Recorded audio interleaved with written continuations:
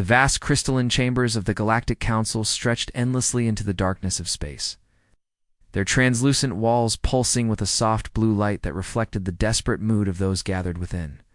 Representatives from dozens of peaceful civilizations had assembled, what many believed might be their final meeting as free beings. Ambassador Valthara of the Zenthari coalition floated at the center of the chamber, her ethereal form shimmering with barely contained anguish. Her people were among the oldest in the galaxy, masters of diplomacy and harmony for over 10,000 years. Yet today, she stood before the council as a messenger of doom. "Honored members," she began, her melodic voice carrying across the chamber, "with the weight of countless destroyed worlds, we face complete extinction. The Cathara Dominion has claimed 17 star systems in the past lunar cycle alone. Billions of peaceful beings have been enslaved or eliminated. Our traditional methods of peacekeeping have failed utterly." A collective shudder ran through the assembled delegates. The Zenthari had never failed at diplomacy before. Their ability to find peaceful solutions had been legendary throughout the galaxy for millennia. The Velian representative, massive, gaseous, being that shimmered blue-green in the chamber's artificial atmosphere, pulsed with deep sadness. "Our meditation circles and harmony songs cannot stop plasma bombardments," it whispered, its voice like wind through crystal caves. "Our diplomatic envoys returned to us as nothing but ash scattered across the void." Council leader Thexman, ancient beyond measure and wise beyond counting, slowly raised his forearms toward the massive star map that dominated the chamber's ceiling. The holographic display showed the galaxy in all its glory, but spreading across it like a cancer were the red zones of Cathara occupation. Each red dot represented a world under brutal military rule, its people suffering under the boot of conquest. "We have exhausted our options among all known civilizations," Thexman said, his voice heavy with the burden of leadership. "The offer only words of comfort. The Sylphs provide mere sympathy and philosophical discussions. The Helix Confederation speaks of patience and eventual understanding. None of them offer solutions that can stop plasma cannons or deflect orbital bombardments." The chamber fell into a heavy silence broken only by the soft humming of the crystalline walls. For the first time in galactic history, the combined wisdom of the peaceful races had met its match. The Cathara Dominion cared nothing for negotiation, compromise, or understanding. They wanted only conquest and submission. "There is one option," whispered the Zenthari database keeper from her position near the archives. Her voice was barely audible, as if she feared speaking the words aloud. "A newly discovered world in the Outer Rim territories. Designation: Earth. Primitive by our standards, but their recent transmissions suggest they have extensive experience with what they call conflict resolution." Every eye in the chamber turned toward the small, elderly keeper. She had access to information from across the galaxy, monitoring thousands of developing civilizations for signs of potential council membership. "Tell us," Dexman commanded gently. The keeper's form flickered nervously. "They are a young species, barely past their atomic age. But their history is filled with something we have never truly understood. They call it warfare, and they appear to have refined it into an art form. Their transmissions speak of strategies, tactics, and methods of forcing peace upon aggressive neighbors." The Velian representative pulsed with confusion. "Forcing peace? How does one force peace?" "I do not know," the keeper admitted. "Their concepts are alien to us, but they have unified their entire world under a single governmental system after centuries of what they term global conflicts. Perhaps their primitive nature might offer a perspective we lack." The chamber erupted in whispered conversations as delegates debated among themselves. Some argued that seeking help from such a primitive species was beneath the dignity of the council. Others pointed out that their sophisticated approaches had failed completely against the SC are a threat. Ambassador Valthara raised her hand for silence. "What do we know of their character? Are they trustworthy?" The keeper consulted her archives. "Their recent transmissions suggest they value something they call honor and protection of the innocent. They appear to have strong reactions to what they term bullying and aggression. Most interesting, they seem to view peacekeeping as an active process rather than a passive state. Council leader Thexman considered this information carefully. In his thousands of years of existence, he had never encountered a species that viewed peace as something to be actively maintained rather than simply hoped for. The risk is enormous, he said finally. We know nothing of their true intentions. They could prove as dangerous as the Cathara themselves. They could be our salvation, Valthera replied. What choice do we have? In 3 more lunar cycles, the Cathara will reach the core worlds. Our civilization will cease to exist. The vote was swift and unanimous. Desperation had made the decision for them. Send the request, Thexman commanded. Ask these humans for peacekeepers. Perhaps their primitive nature will bring a fresh perspective to our crisis. The message was carefully composed and sent across the void, traveling faster than light toward a small blue world whose inhabitants were about to redefine what peacekeeping meant to an entire galaxy. 3 months after the desperate message had been sent into the void, the crystal walls of the Galactic Council station began to vibrate with an unusual harmonic frequency. The assembled delegates looked up in wonder as space itself seemed to ripple near their ancient meeting place. Then the human ships arrived.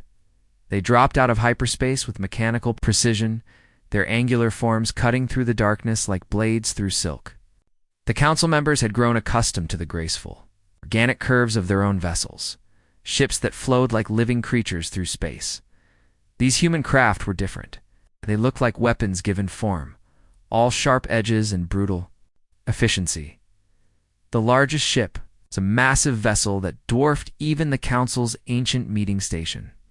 Moved with predatory grace toward the docking bay, its hull bore strange markings that the universal translators struggled to interpret. Finally settling on the word indomitable, Admiral Lihun was the first to emerge from the docking tube, and his appearance sent a ripple of unease through the waiting delegates, where they had expected a gentle diplomat in flowing robes. They found a man in a crisp military uniform that seemed designed for war rather than peace. His bearing was perfect, his movements controlled, and his eyes held a calculating intelligence that made several aliens step backward instinctively. Behind him came Captain Park Mina, her uniform equally pristine, her gaze sweeping the chamber. With the methodical attention of a predator assessing potential threats, Colonel Kim Woo followed, flanked by a dozen other human officers who moved with synchronized precision that spoke of endless training and absolute discipline. Honored Council, Admiral Lihun began, his voice carrying an edge that seemed to cut through the chamber's crystalline walls. Several delegates found themselves unconsciously retreating from that voice, though they could not say why. Earth has received your request for peacekeepers. We are here to assess the situation and provide our assistance. Ambassador Valthera floated forward, her ethereal form flickering with relief and hope. After months of watching the Kithara Dominion spread across the galaxy like a plague, the arrival of potential allies filled her with desperate gratitude. We are grateful for your response, she said, her melodic voice carrying the weight of countless prayers answered.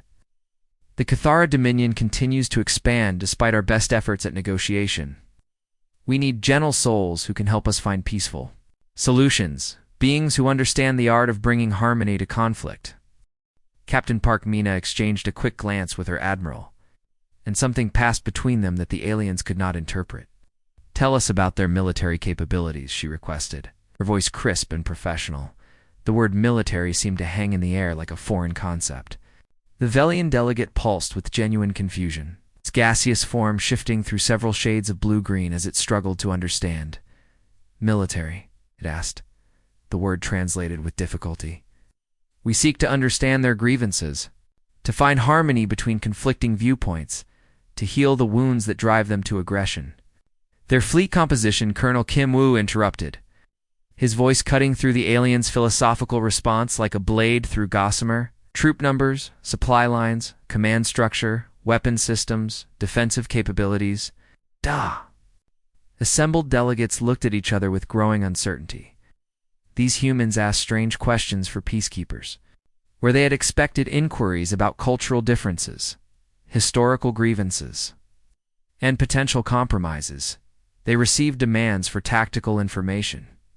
Council leader Thexman, ancient and wise, studied the human delegation with his 4 eyes. Something about their bearing, their questions, their very presence suggested they approached peacekeeping from a fundamentally different perspective than any species the Council had encountered. "We have extensive files on the Kithara Dominion," he said carefully. "Their expansion patterns, their occupied territories, their methods of conquest. All of this information is available to you." Admiral Lee Haon nodded once, a sharp, military gesture that somehow conveyed both respect and authority. "We will study your files thoroughly," he assured them. "Earth will provide the peacekeeping force you require. You have our word that we will maintain stability in the contested regions." The promise seemed simple enough, but something in the way he said, "maintain stability," sent a chill through the chamber that none of the aliens could quite explain. Ambassador Valthera's form brightened with hope. "We are prepared to grant you full peacekeeping authority across all contested systems. The Council has voted unanimously to support your mission." "Excellent," Captain Park Mina replied, making notes on a device that looked disturbingly like a weapon. "We'll need detailed maps of all Kithara positions, communication frequencies, and patrol routes." As the formal proceedings continued, the human officers spread throughout the chamber, their movements coordinated and purposeful. They examined the star maps with the intensity of predators studying prey, asked questions about logistics and supply lines that puzzled the peace-loving delegates, and displayed a level of tactical thinking that was completely foreign to the Council's experience. None of the aliens noticed the predatory smiles that crossed the humans' faces when they thought no one was looking. None of them understood that they had just given weapons of war complete authority to keep the peace in their own unique way. The humans had come to save the galaxy, and the galaxy was about to learn what salvation looked like when delivered by a species that had turned warfare into an art form. Admiral Vextar lounged in his command chair aboard the massive Kithara battleship destroyer of worlds, his scaled hide gleaming under the harsh red lighting that his species preferred.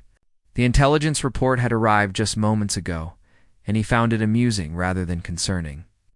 "Soft-skinned bipeds," he hissed to his second-in-command, General Thakmer, who stood rigid beside the command throne. "Look at these pathetic creatures. Another weak species, pretending to be peacekeepers.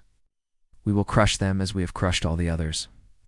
The images on the main display showed the human fleet approaching the contested Kepler 442 system. Counted the vessels with contempt. Only 12 ships against his mighty armada of 37 heavy cruisers and 74 fighters. The humans were either incredibly brave or incredibly stupid. "They followed the same pattern as all the others," Vextar continued, his voice dripping with arrogance. "First they will try to communicate with us, then they will offer negotiations and compromises. Finally, they will panic and flee when they realize we do not negotiate with inferior beings." General Thakmer nodded in agreement. Zenthari tried the same approach. "They sent envoys speaking of harmony and understanding. We turned their ships into glowing debris. The Velians attempted to sing us into submission." Vextar laughed, a sound like grinding metal. Their meditation circles burned beautifully. In the vacuum of space, the Kethera fleet moved with practiced efficiency to intercept the human vessels. For 300 years they had conquered system after system using the same tactics. They would overwhelm their enemies with superior numbers, crush any resistance with brutal force, and enslave the survivors. Challenge their dominance. "Sir," reported the communications officer, "the human fleet is within weapons range. They have not attempted to contact us." Vextar frowned slightly. Usually, the peace-loving species started broadcasting messages of friendship and cooperation long before entering combat range. Perhaps these humans were even more primitive than he had assumed. "Stir." The tactical officer called out, "The human ships are taking formation. They appear to be preparing for combat." "Impossible," Vextar scoffed. "They are peacekeepers. They will attempt negotiation at any moment." Human ships continued their approach, their angular forms cutting through space with deadly purpose. The lead vessel, identified as the Indomitable, commanded by someone called Captain Naam Su, showed no signs of slowing down or powering down its weapons. "Sir," the communications officer reported with growing confusion, "they are not transmitting. Any messages? No demands for surrender, no requests for negotiation, nothing." For the first time in decades, Vexstar felt a tiny flicker of uncertainty. Every other species had at least attempted to communicate before fighting. The humans seemed to be ignoring all established protocols of civilized warfare. "Perhaps they are trying to intimidate us," General Thakmer suggested. "Let them come. Closer, then we will show them the true power of the Kithara Dominion." But the humans did not come closer. Instead, they did something that had never happened in the entire history of the Kithara military campaigns. Without warning, without demands for surrender, without any attempt at communication whatsoever, the human fleet opened fire. The first salvo struck the Kithara formation like a hammer blow from an angry god. Railgun projectiles traveling at incredible speeds punched through shields that had never been tested against such kinetic fury. The Kithara had designed their defenses to stop energy weapons and plasma bolts, not solid projectiles moving at significant fractions of light speed. Admiral Vexstar watched in horror as 3 of his heavy cruisers simply disappeared in brilliant explosions. Their shields had been penetrated so easily that they might as well have been made of paper. "Impossible," he roared, his scaled hide changing color with rage and shock. "Our shields are impenetrable, our fleet is invincible." But the human attack was far from over. Plasma torpedoes followed the railgun barrage, coordinated with surgical precision to target command bridges and weapon systems. The humans were not firing randomly or trying to disable their enemies. They were systematically destroying the Kithara fleet with methodical efficiency. "Sir," the tactical officer screamed over the sound of explosions, "we have lost 18 ships. Their weapons are cutting through our defenses like they do not exist." Vexstar stared at the tactical display in disbelief. Half his fleet had been destroyed in less than 5 minutes. The humans fought with a precision and ruthlessness that defied everything he understood about warfare. "They are supposed to be peacekeepers," he bellowed, his voice cracking with panic. "Peacekeepers do not attack without warning. They negotiate. They compromise. They seek understanding." Captain Namsu's voice suddenly crackled over the communication system, calm and professional despite the destruction his fleet had just unleashed. "Kithara vessels, this is your only warning. Withdraw from this system immediately, or be destroyed. We are here to keep the peace." The remaining Kithara ships, their confidence shattered and their formation broken, fled in panic. Time in their military history, they had encountered a species that shot first and asked questions later.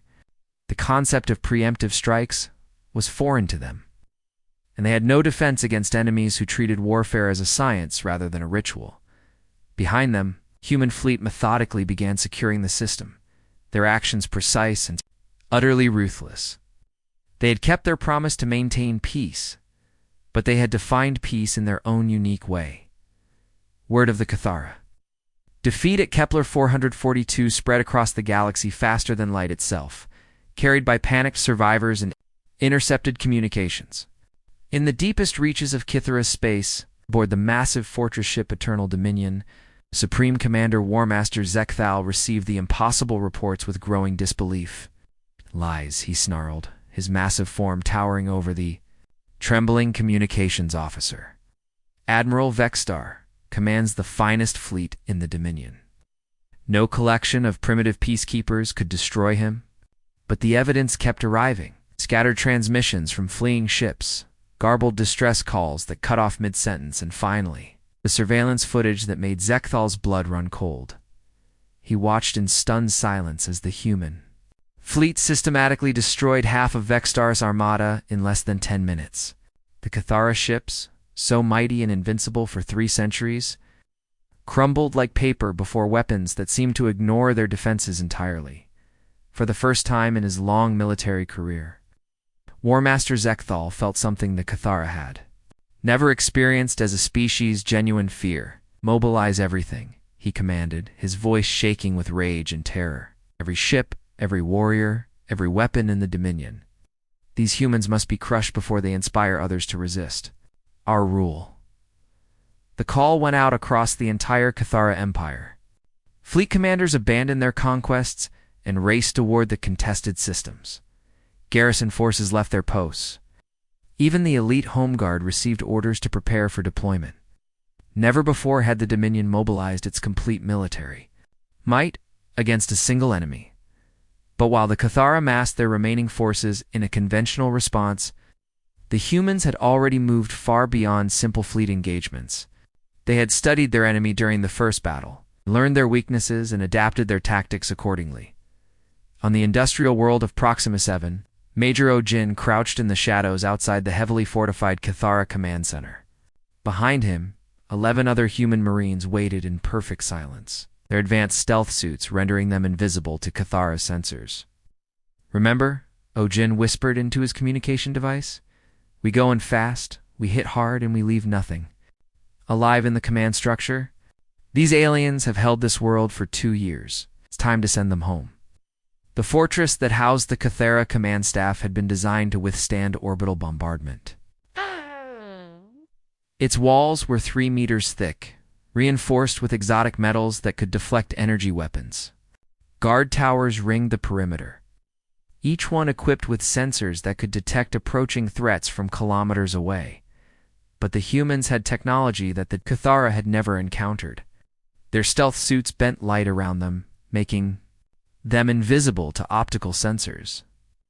Their equipment generated no heat signatures, no electromagnetic emissions, no vibrations that could trigger alarms. Ojin and his team moved through the fortress like ghosts, eliminating guards with silent weapons that left no trace. They reached the command center exactly 5 minutes and 30 seconds after beginning their infiltration. The entire Cathara command staff for the system died in less than 30 seconds. The humans extracted vital intelligence, planted explosive charges, and vanished into the night. The fortress erupted in flames exactly 6 minutes after the mission began. 3 systems away, Lieutenant Colonel Choi Min was conducting an entirely different type of operation. The world of Kepler 438b had been under Cathara occupation for 18 months. Its peaceful alien population had been enslaved, forced to work in mining facilities that stripped their world of precious resources. Choi Min's liberation force moved with terrifying efficiency across the planet's surface. They had studied the Cathara occupation patterns, identified every garrison, every patrol route, every communication hub. The attack came simultaneously from dozens of directions. Cathara soldiers found themselves under assault from enemies they could not see, using weapons they could not understand. Human troops appeared from nowhere, struck with devastating precision, and vanished before reinforcements could arrive. The occupied cities fell one by one as the Liberation Force dismantled the entire occupation infrastructure. The grateful alien population watched in amazement as these strange peacekeepers demonstrated warfare at a level that defied comprehension. The humans fought with surgical precision, eliminating every Cathara soldier, while ensuring that civilian casualties remained near zero. In the depths of space, Captain Yoonjae commanded the destroyer Retribution in a campaign that was driving the Cathara supply officers to madness. His ship would appear without warning at convoy routes, obliterate cargo vessels carrying vital supplies, and vanish before the escort ships could even target him. The Retribution used hit-and-run tactics that the Cathara had never encountered. It would strike from impossible angles, using the gravity wells of planets and asteroids to mask its approach. Yoonjae's crew had turned space combat into an art form, appearing and disappearing like a phantom that haunted the shipping lanes. Across 17 star systems, the pattern repeated endlessly. The humans did not just fight. They orchestrated a symphony of destruction that left the Cathara Dominion reeling. Every supply depot, every command center, every garrison found itself under attack by enemies who seemed to be everywhere at once. Other aggressive species throughout the galaxy began receiving reports of the human peacekeeping methods. The hegemony of claws quietly canceled their planned invasion of the Silk Road systems. The Crimson Fleet suddenly found urgent business in distant sectors. Even the notoriously aggressive Void Hunters began reconsidering their expansion plans. The galaxy was learning a harsh lesson when humans promised to keep the peace. They meant it with absolute and terrifying sincerity. 6 months after the first, human ships had arrived at the Galactic Council station. Supreme Commander Warmaster Zekthal knelt among the twisted wreckage of his flagship's command center. The massive bridge that had once commanded the respect and fear of 1,000 worlds now lay in ruins. Its walls cracked and sparking, its displays dark and lifeless. Around him, the shattered remains of the Kithara Dominion's military might drifted silently in space. Broken ships tumbled slowly through the void, their hulls torn open like metal flowers blooming in the darkness. 300 years of conquest had ended in 6 months of systematic destruction. Admiral Lee Haon stood before the defeated Kithara commander. Flanked by Captain Park Mina and Colonel Kim Woo, the human officers wore their dress uniforms without a single wrinkle, their bearing as perfect as if they were attending a peaceful ceremony rather than accepting the surrender of a galactic empire. The Kithara Dominion's aggressive expansion is hereby terminated, Lee Haon announced, his voice carrying the quiet authority of absolute victory. All occupied worlds will be returned to their original inhabitants. Any future military action will be met with immediate and decisive response. Zekthal, his pride broken along with his fleet, could only nod in submission. The mighty warrior who had conquered dozens of star systems found himself unable to speak. His entire worldview had been shattered by enemies who treated warfare as a science rather than a ritual. You will withdraw all forces to your original territories, Captain Park Mina continued, consulting a device that contained the terms of surrender. You will provide reparations to the worlds you have damaged. You will submit to regular inspections to ensure compliance with these terms. The once proud Supreme Commander nodded again, his spirit completely broken. He had thrown everything the Dominion possessed against these humans, and it had been swept away like dust before a hurricane. 3 days later, the Galactic Council convened an emergency session. The crystalline chambers buzzed with nervous energy as representatives from dozens of species tried to process what had transpired. The Kithara threat, which had seemed insurmountable just months before, had been completely eliminated.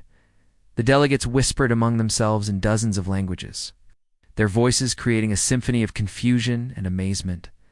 Some species had been preparing to evacuate their homeworlds. Others had been discussing surrender terms. None of them had expected such a swift and total victory. Admiral Lee Haon addressed the assembly with the same professional demeanor he had shown throughout the campaign. His uniform was crisp, his bearing perfect, and his expression carried the quiet satisfaction of a job well done. Honored Council, he began. Earth's peacekeeping mission has been successful.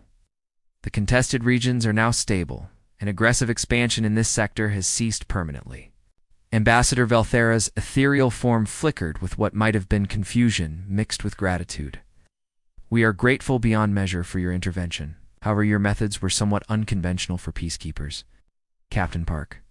Mina stepped forward, her expression serious, but not unkind. Peace is the absence of war, she replied simply. We have ensured that condition will be maintained throughout the affected systems. The Velian representative pulsed with uncertainty. But the destruction, the systematic dismantling of their military forces. We had hoped for negotiation, for understanding. Understanding requires both parties to participate, Colonel Kim Woo observed. The Kithara showed no interest in negotiation. They understood only force, so force was applied. Council Leader Thexman, ancient and now somewhat wiser, gestured carefully with his forearms. The galaxy is grateful for your intervention. However, we must ask, what are your intentions going forward? Admiral Lee Haon smiled, and several alien delegates shivered at the expression. There was nothing cruel in it, but there was something predatory that made them remember these humans were not the gentle peacekeepers they had expected. Earth requests permanent peacekeeping authority for this sector, he announced. We believe our methods have proven effective in maintaining stability. The chamber fell silent. The delegates looked at each other, weighing their options. They could refuse, but what would happen the next time an aggressive species threatened the peace? They had seen what human peacekeepers could accomplish when, given authority to act. The vote was unanimous. None of the council members dared to refuse, as the human delegation prepared to depart. Establishing permanent bases throughout the region, the galaxy came to a profound realization. They had asked for guardians and received apex predators, had requested peacekeepers and been given warriors who redefined what peace meant. The liberated world celebrated their freedom, but they also watched the human patrol ships with a mixture of gratitude and healthy respect. The Cathara Dominion was finished, its military scattered, and its expansion ended forever. Other aggressive species throughout the galaxy were quietly reconsidering their ambitions as reports of human peacekeeping methods spread. The hegemony of claws canceled their planned invasions. The Crimson Fleet found urgent business in distant sectors. Even the notorious Void Hunters began exploring peaceful trade instead of conquest. And in the depths of space, human patrol ships cruised silently through the star systems, their crews ready to demonstrate once again that peace was not merely the absence of conflict. It was something to be actively enforced by those with the will and the weapons to maintain it. The galaxy was learning that when humans promised to keep the peace, they meant it with absolute, terrifying sincerity.